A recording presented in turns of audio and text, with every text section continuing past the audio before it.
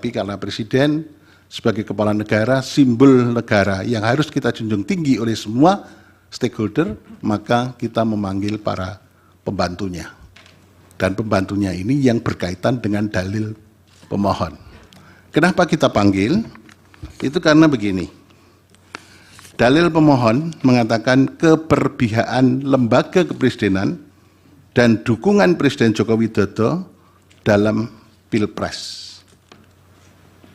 Nah, itu kemudian memunculkan beberapa hal.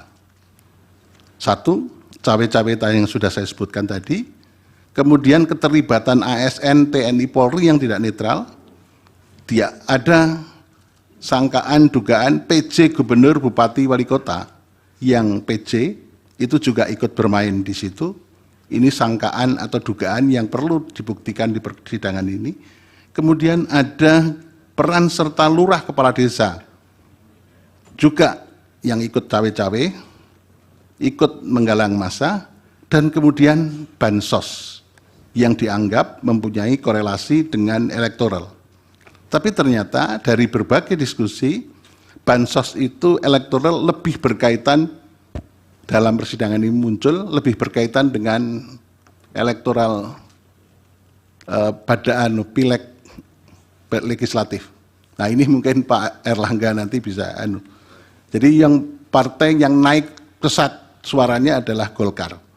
Nah, ini yang mungkin nanti bisa direspon, ya. Dari situ kita begini. Yang pertama perlu saya sampaikan, kita itu untuk menjadi pelajaran kita bersama, saya tidak menggurui Bapak Menko, Ibu Menteri Keuangan, dan semua pihak, saya tidak punya pretensi menggurui. Bulan sekali, jadi salurannya 4 kali setahun. Kemudian kartu sembako juga 2 bulan, jadi 1 tahunnya 6 kali. Jadi rapel itu pertimbangan itu. Selain itu ada pertimbangan juga biaya, efisiensi biaya. Kalau 1 kali efisiensi biayanya kan sama kalau dia jumlah tertentu. Biaya distribusi di perbankan ataupun di pos. Kemudian izinkan saya menjawab Pak Ridwan Yang Mulia Pak Yusmik, Pak Daniel Yusmik. KPCPEN itu berdasarkan Perpres nomor 48 tahun 2023 itu sudah berakhir tanggal 4 Agustus 2023, Pak. Jadi ini berakhir jauh sebelum pemilu, Pak. Kemudian izin Pak Yang Mulia Pak Saldi Isra, ini terkait dengan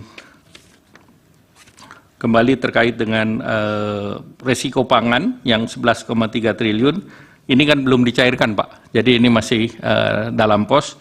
Dan El Nino di tahun lalu itu sudah dicairkan dan sudah berjalan. Tetapi di tahun 2024 ini belum berjalan. Kemudian izinkan terakhir Pak Ketua, kalau boleh menjawab hal yang tidak diagendakan, Pak. Karena tadi diangkat oleh Yang Mulia Pak Arief Hidayat. Dan itu sudah menjadi berita di media, Pak. Saya baca begitu sesudah sholat Jumat banyak berita. Silakan. Jadi izinkan kalau diperbolehkan.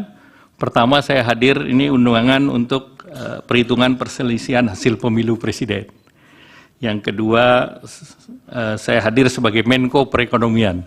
Jadi pertanyaan terkait Golkar mohon izin saya tidak jawab. Tetapi ada satu yang bisa saya pastikan, bahwa bansos itu bungkusannya nggak ada yang berwarna kuning. Terima kasih. Wassalamualaikum warahmatullahi wabarakatuh. Yang warna lain ada, Pak? Saya nggak tahu. Silakan.